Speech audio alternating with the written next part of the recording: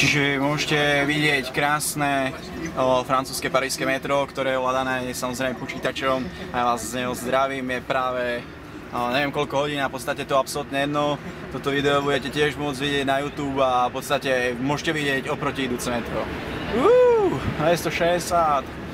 Takže pocity z tejto jazdy sú fakt vynikajúce. Čítal som si o tom na všelijakých webových stránkach a tiež Francúzi rozprávajú, že to metro je neskutočné. V podstate nemôže zlyhať ľudský faktor, všetko je na počítači, čiže je to fakt top metro na svete. A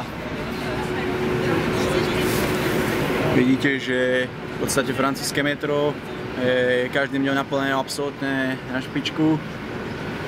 Takže využitie francúzskeho metra je fakt v doprave využiteľné na 100% a bez